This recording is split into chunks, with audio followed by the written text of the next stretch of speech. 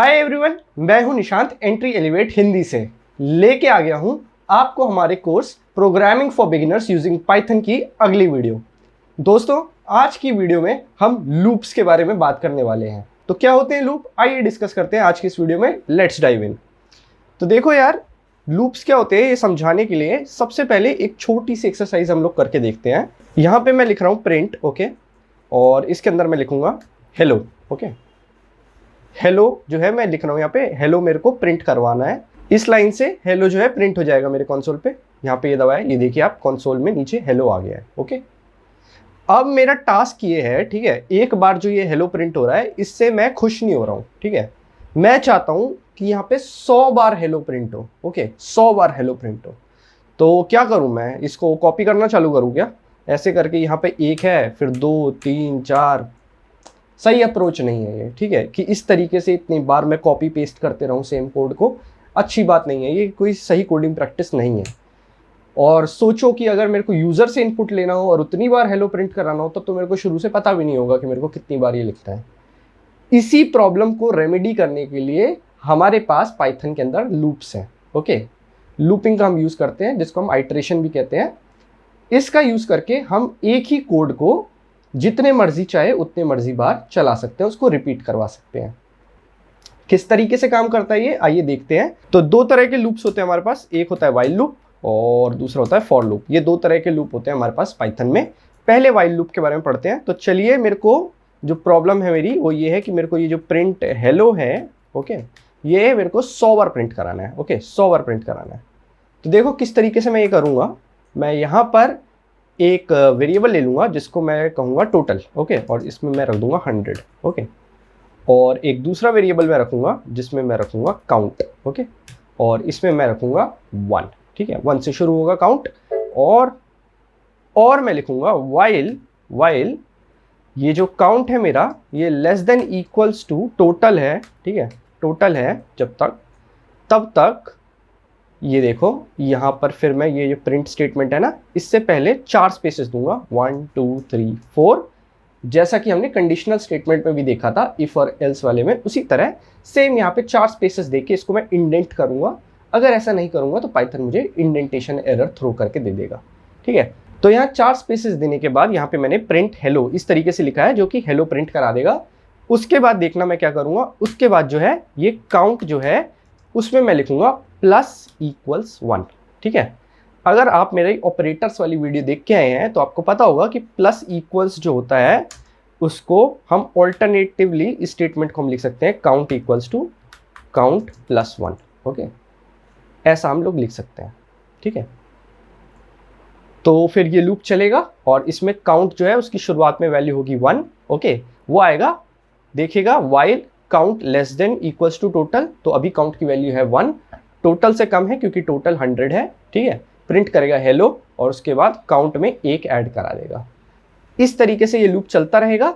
और जब ये काउंट की वैल्यू टोटल से बड़ी हो जाएगी, क्योंकि देखिए यहाँ पे लेस देन इक्वल्स टू है, तो जब ये काउंट की वैल्यू टोटल से बड़ी हो जाएगी तब ये लूप अपने आप रुक जाएगा।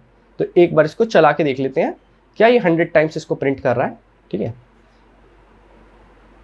तो देखिए यहाँ पे काफ़ी बार इसने प्रिंट किया। ये जानने के लिए कि कितनी बार प्रिंट किया, मैं हेलो के साथ साथ काउंट को भी यहाँ पे प्रिंट करा देता हूँ, ओके, काउंट को भी प्रिंट करा देता हूँ हेलो के साथ साथ ही, और इसको क्लियर कर देता हूँ, ओके। और फिर मैंने ये दबाया तो देखिए यहाँ पे ये हेलो 100 है, ठीक है। इसको अगर मैं स्क्रॉल अप करूँ तो आप देखिए ये शुरू हो रहा है हेलो 1 से, ओके। तो इसने मेरे को 100 बार हेलो बोला है, ओके। तो इस तरीके से हम व्हाइल लूप का यूज़ करके कोई भी एक कोड को जितने मर्जी बार उतनी बार आइटरेट करा सकते हैं, यानी एग्जीक्यूट करा सकते हैं पाइथन के अंदर व्हाइल लूप का यूज़ करके। अब बात करते हैं दूसरे टाइप की लूप की, जो है for loop, okay, for loop.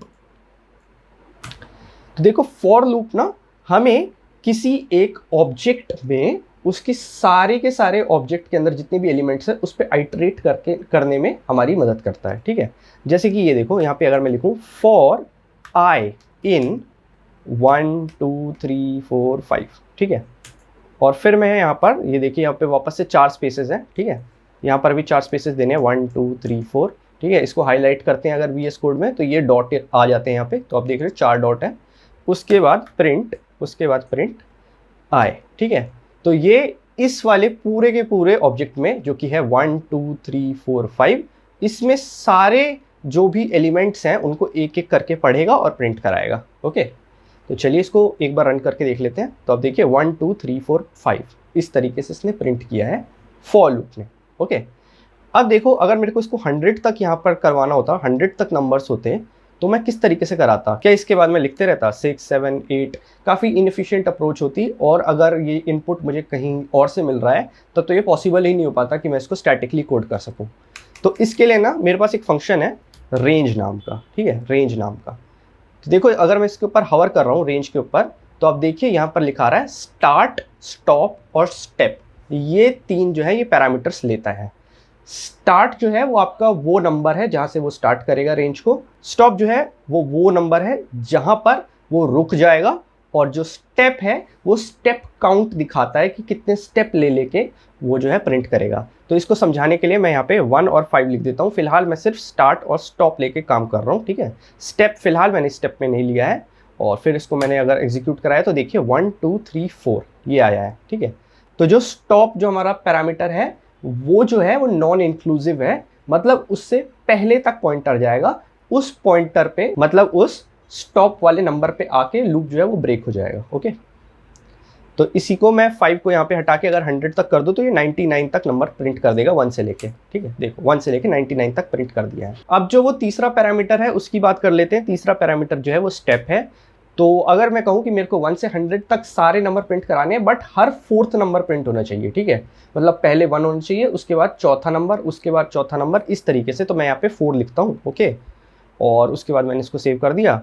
अब देखो क्लियर करके मैं इसको दोबारा चलाता हूँ तो ये देखो यहाँ पे मैंने चलाया। अब देखो ये लूप सबसे पहले 1 है, उसके बाद 5 है, ठीक है। 1 के बाद चौथा नंबर 5 आएगा, उसके बाद चौथा नंबर 9, उसके बाद चौथा नंबर 13। इस तरीके से ये जो लूप है ये चल रहा है। तो स्टेप से यही काम होता है। देखो अब अगली चीज़ जो मैं आपको बताने वाला हूँ वो है ब्रेक, ठीक है।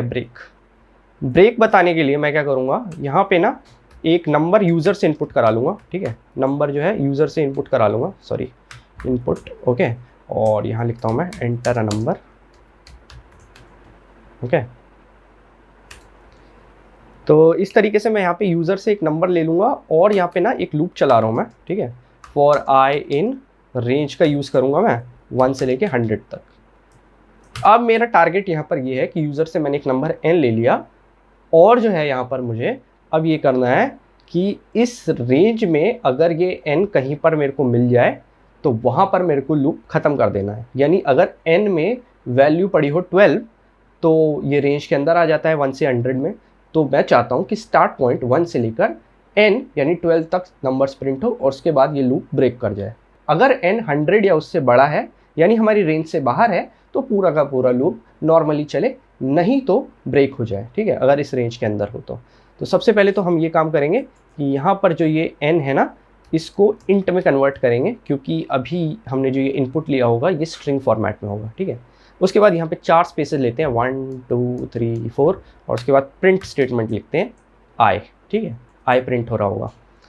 अब देखो अब जो मैंने बात कही ब्रेक करने के लिए, तो वहाँ पे मैं इस चीज़ के लिए एक कंडीशनल स्टेटमेंट लिखूंगा, इफ़ कंडीशन, और लिखूंगा इफ़ आई यानी ये जो पॉइंटर है जो मेरा इस लूप का पॉइंटर है इक्वल n, ठीक है, n के बराबर अगर हो जाए तो वहाँ पे मैं लिखूंगा ब्रेक, ठीक है। बहुत अच्छा सा कीवर्ड है पाइथन में ब्रेक करने के लिए, एक लूप को कहते हैं उसको ब्रेक, ओके।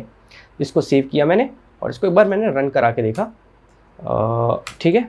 नंबर मेरे से पूछ रहा है, नंबर मैं यहाँ पे लिख देता हूँ 12, ओके। तो अब देखो 1 से लेकर 12 तक इसने नंबर प्रिंट किए हैं यहाँ पर, ठीक है। उसके बाद इसने प्रिंट कुछ नहीं किया है, यानी ये जो ये 12 है यहाँ पर ब्रेक हो गया है, ओके। 12 पर ब्रेक हो गया है, ओके। अगर यहीं पर मैं इसको दोबारा रन करता हूँ और ये जो नंबर है ये 100 से बड़ा हो, 120 हो, तो अब देखो 99 तक प्रिंट हुआ है, ठीक है, क्योंकि स्टॉप वाले पॉइंटर पे आके ये रुक जाता है, ओके। इस तरीके से ये ब्रेक है, ओके। इसको क्लियर कर लेता हूँ। एक और चीज़ जो मेरे को आपको बतानी है यहीं पर बता देता हूँ, वो है कंटिन्यू, ओके, कंटिन्यूस। तो अब देखो इसी चीज़ में मैं ये बोल रहा हूँ कि मुझे इस रेंज में सारे नंबर प्रिंट करने हैं, ठीक है। मैं रेंज को थोड़ा सा छोटा कर लेता हूँ, 1 से लेकर 20 कर लेता हूँ, ओके। मेरे को सारे नंबर प्रिंट करने हैं सिवाय इस n के, ठीक है। ये n प्रिंट नहीं होना चाहिए, बाद बाकी सब कुछ प्रिंट होना चाहिए, ठीक है। तो इसके लिए देखो मैं क्या करूँगा, ये जो कंडीशनल स्टेटमेंट है इसको ऊपर ले आता हूँ, ठीक है, इस प्रिंट के ऊपर ले आता हूँ, और इसमें जब ये i इक्वल्स n है तो वहाँ मैं लिख देता हूँ कंटिन्यू। Okay, continue. इससे क्या होगा, जब ये i इक्वल्स n होगा तो फिर यहाँ पर ये इस इफ कंडीशन के अंदर जाएगा और यहाँ कंटिन्यू देखेगा, तो ये आगे का एग्जीक्यूशन रोक के नेक्स्ट आइटरेशन पे चला जाएगा। ठीक है, नेक्स्ट आइटरेशन पे चला जाएगा। तो एक बार इसको मैं रन करा के देखता हूँ। ठीक है, एंटर नंबर मेरे से पूछ रहा है, यहाँ पे 12 डाल देता हूँ। तो देखो इसने सारे नंबर प्रिंट किए होंगे सिवाय 12 के। तो देखो 1 2 3 4 5 6 7 8 9 10 11, उसके बाद 12 गायब है, फिर 13 14 15 16 17 18 19। इस तरीके से ये लूप काम किया है। ठीक है, तो ये था हमारा कंटिन्यू स्टेटमेंट। एक आखिरी चीज़ जो यहाँ पर मैं आपको दिखाना चाहता हूँ वो है नेस्टेड फॉर लूप्स। ओके, या नेस्टेड लूप्स। ओके, तो देखो यहाँ पर अगर मेरी रेंज है 1 से 20, ओके, 1 से 20, और मेरे को हर नंबर के लिए 1 रेड 1 ब्लू इस तरीके से प्रिंट कराना है, फिर 2 रेड 2 ब्लू इस तरीके से प्रिंट कराना है। तो देखो मैं यहाँ पे क्या लिखूँगा, for J in red blue. ठीक है, इसको मैं कर देता हूँ स्ट्रिंग में। ओके, इसको मैं स्ट्रिंग में कन्वर्ट कर देता हूँ। ठीक है, तो ये इस तरीके से आ गया। तो फिर यहाँ पे मैं प्रिंट कराऊँगा, ओके, i, j, और इसको मैं कर देता हूँ सेव। ठीक है, इसको क्लियर करूँगा मैं और इसको यहाँ पे मैं चलाता हूँ। तो अब देखो सबके आगे लिखा आएगा 1 red 1 blue, 2 red 2 blue, 3 red 3 blue. तो इसको हम कहते हैं नेस्टेड लूप, यानी लूप के अंदर एक और लूप। ठीक है, तो इसको ही आप आगे भी कर सकते हो। ठीक है, यहाँ पे आप चाहे तो एक तीसरा लूप भी लगा सकते हो, फॉर के इन। ठीक है, फॉर के इन यहाँ पर आप कुछ अलग चीज़ लिख सकते हो, जैसे कि एप्पल और बनाना। ओके, ठीक है, और इसको यहाँ पे मैंने ऐसे कर दिया और यहाँ पे के लिख दिया। ठीक है, अब ये इस लूप के अंदर ये लूप है और ये लूप जो है ये इस लूप के अंदर है। ठीक है, अब देखो इसको मैं अगर रन कराऊं तो अब देखो यहाँ पर ये आ जाएगा 1 रेड एप्पल 1 रेड बनाना। ठीक है, फिर 1 ब्लू एप्पल 1 ब्लू बनाना, फिर 2 red apple 2 red banana, 2 blue apple 2 blue banana. इस तरीके से ये चलता जाएगा पूरा 19 तक। ओके, तो ये इस तरीके से काम करेगा। तो लूप्स में फ़िलहाल बताने के लिए इतना ही है। उम्मीद है ये वीडियो आपको समझ में आई होगी। तो दोस्तों, वीडियो ख़त्म करने से पहले एक खास इन्फॉर्मेशन मैं आपके साथ शेयर करना जा रहा हूँ। एंट्री एलिवेट हिंदी में हम आपके लिए लाए हैं एक awesome and affordable full stack web development course. इस कोर्स में आपको मिलेगी 150 plus recorded and live classes, capstone projects का tutorial, mock interview preparation, soft skill and resume building के लिए एक डेडिकेटेड सेल, और भी बहुत कुछ। इतना ही नहीं, इस full stack web development course के साथ आपको एकदम फ्री फिलहाल के लिए मिलेगा DSA यानी डेटा स्ट्रक्चर एंड एल्गोरिथम का कोर्स एंड दिस कोर्स। तो अगर आप भी इंटरेस्टेड हैं एक awesome full stack web developer बनने में, तो नीचे डिस्क्रिप्शन में एक फॉर्म का लिंक है, उसे खोलकर भर दीजिए and our team will get back to you as soon as possible. तो अगर आपको ये वीडियो अच्छा लगा हो तो इसे लाइक कर दीजिए, चैनल को सब्सक्राइब कर दीजिए और नोटिफिकेशन बेल दबा दीजिए, क्योंकि हम इस तरह के कंटेंट रेगुलरली अपडेट करते रहते हैं अपने इस चैनल पर। मिलता हूं आपसे अगली वीडियो में, तब तक के लिए बाय बाय।